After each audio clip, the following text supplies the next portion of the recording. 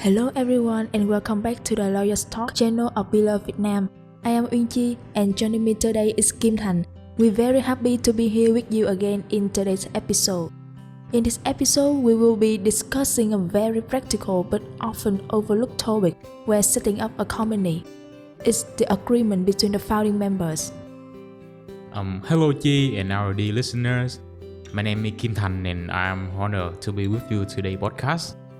I hope what we share today will give you a better insight into what founders should keep in mind when entering into a partnership to establish a company.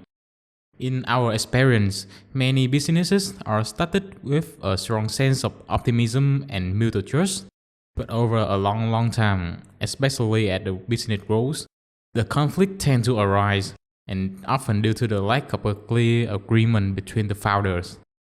So the question here is, what are the key issues that founding members need to clarify from the beginning when establishing a company? That's why in this podcast, BLawyers Vietnam will share important elements that should be included in a founder's agreement, combining practical perspectives with current Vietnamese legal regulations, so our listener can gain a clearer understanding of this important topic. First, it is important to understand that a founder agreement is a civil contract, so to be legally recognized and used as a basis for resolving future disputes, the agreement must comply with the Civil Code of Vietnam. Exactly, as you just mentioned, the content of the agreement must not conflict with the Vietnamese law in general or law on enterprises in particular.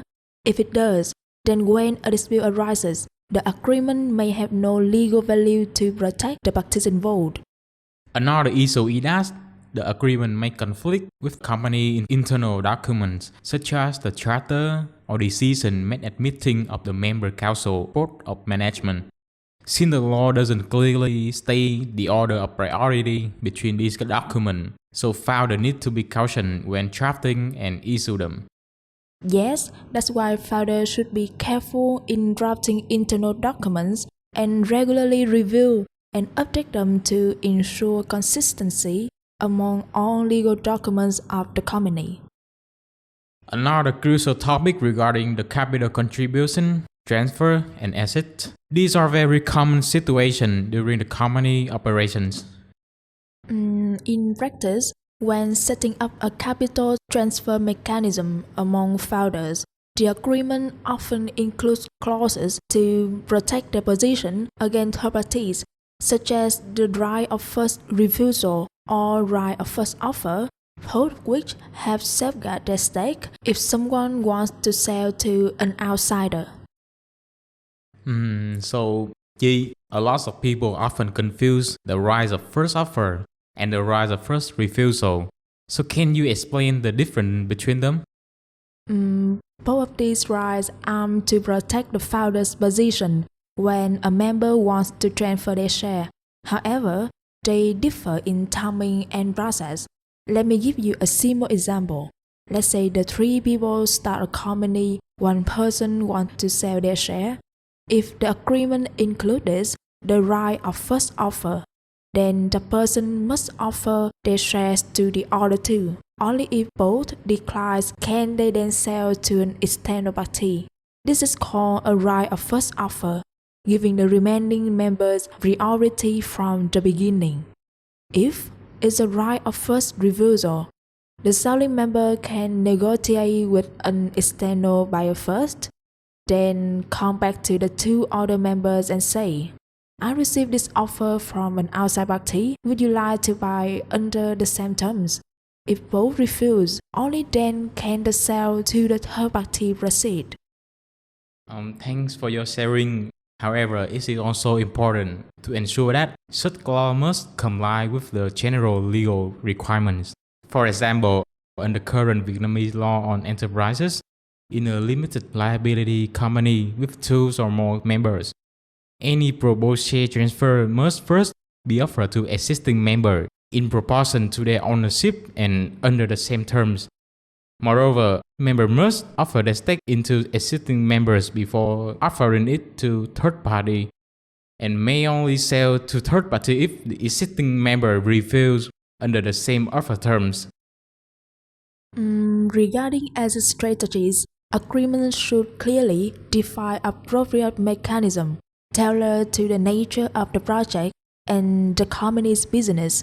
This could include the right to request the company to buy back one stake, the put option to all the members, the tag-along right, or the drag-along right.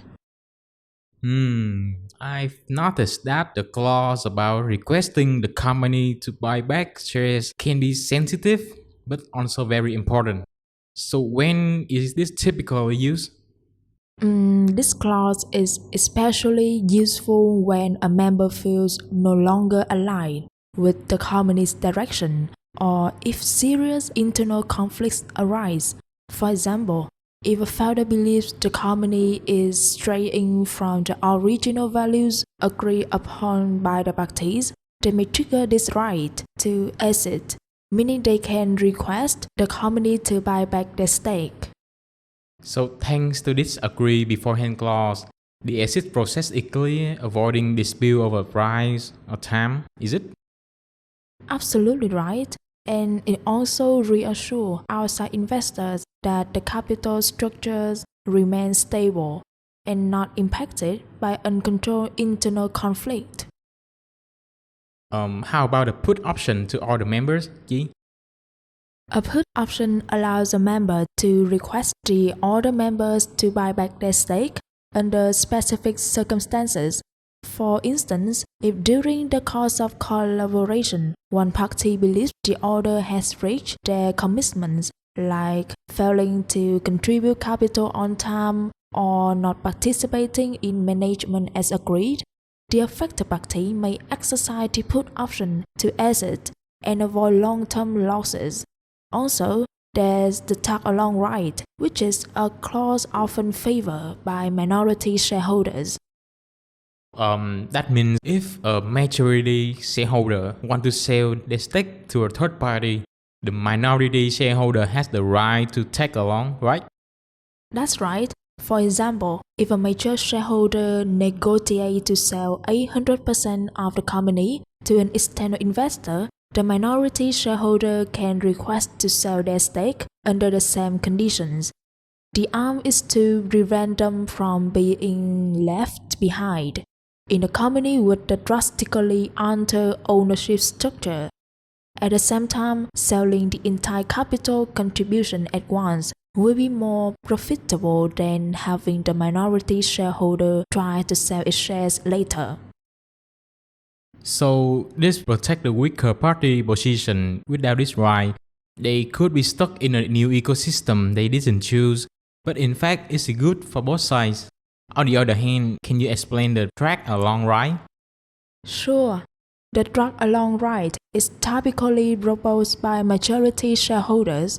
For example, if they wish to sell their entire stake to a third party, but the buyer wants to acquire 100% ownership, then the majority can require the minority shareholders to also join the deal and sell their shares under the same terms. So, without this clause, just one minority member's refusal could collapse the entire deal. Definitely. Thanks, Chi, for that very clear explanation. Of course, when setting up these rights, everyone should also comply with legal requirements under laws of enterprise, including deadlines, notification methods, and sale conditions when a member requests the company or others to buy back their shares. In today's booming startup environment, one important factor to consider is intellectual property, often the core value of a company. The agreement should clearly define the scope, duration, and purpose of intellectual property used in the project, especially for intellectual property created during the development of the joint project. More importantly, when a member leaves the company or the project ends, the agreement should clearly specify who retains the right to use or own such assets. This helps to protect the authors or owner rights and is a critical concern for investors who are assessing legal risk and competitive advantage. Another essential clause in a founders' agreement is the non-compete clause. This should clearly define the time frame and scope during which a departing member cannot engage in activities that compete with the company. This may include not doing business in the same field, not accessing former clients, not hiring the company staff, and so on. However, non-compete clause must also comply with competition law, so the restriction on time, location, and industry scope should be reasonable and avoid the clause being deemed invalid. Finally, the founders' agreement should include a clear dispute resolution mechanism so that if any conflicts arise, the parties know where to start. Mechanisms may include negotiation, mediation, arbitration, or litigation. Many companies now prefer commercial arbitration centers to maintain confidentiality and save time. Also, in some cases, a founding member may feel unfit to continue or there may be internal disputes. If the agreement includes a clause allowing the founder to request the company to buy back their share, it can help resolve dispute early and avoid escalation. So, add this on the considerations. In fact, every company is different, so the agreement content can vary.